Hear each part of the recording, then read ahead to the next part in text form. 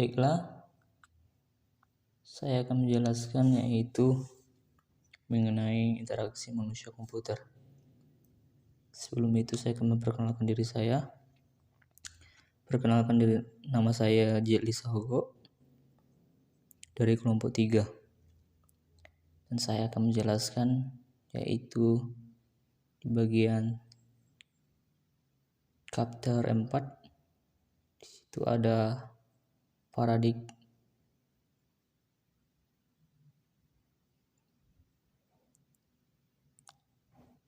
Kita masuk saja ke materinya.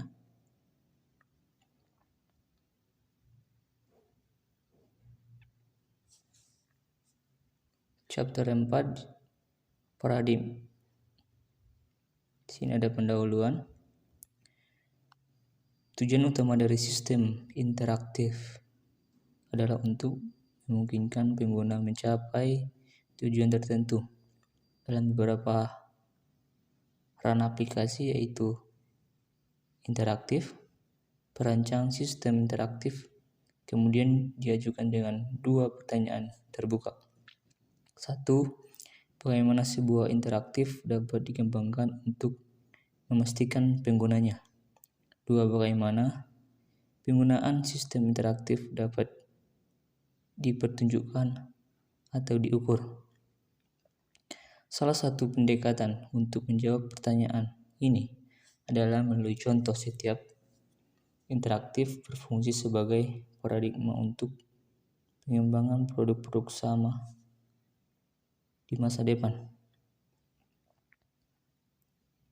Di sini ada paradigma untuk interaksi. 1. Berbagi waktu.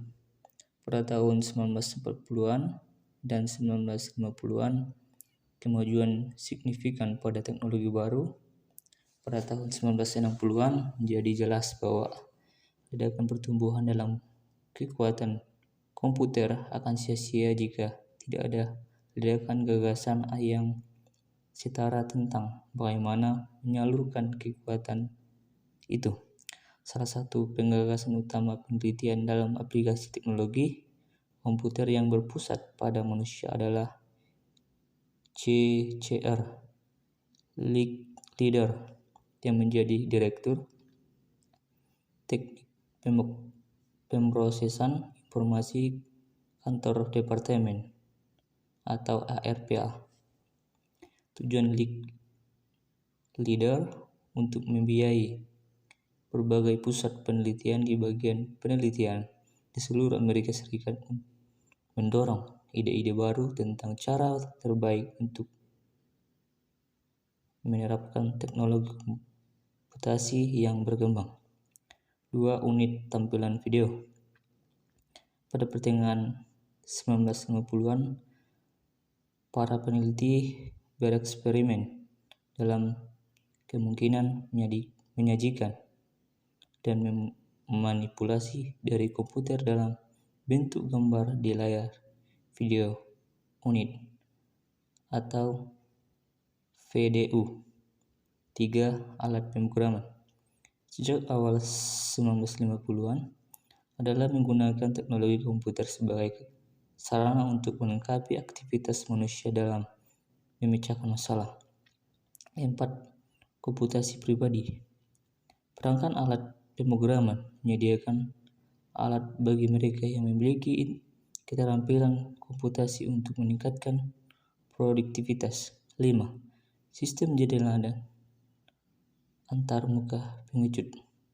Dengan munculnya dan keberhasilan komersial komputasi, penekanan untuk meningkatkan teknologi pada komputasi pada alamat. 6. Metafora. Dalam mengembangkan bahasa Loco, metafora cukup berhasil untuk mengajarkan konsep-konsep baru. 7. Di awal tahun 80-an,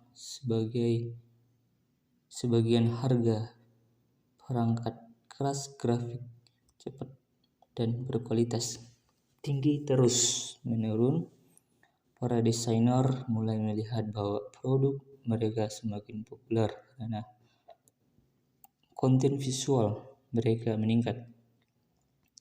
Visualitas objek yang menarik,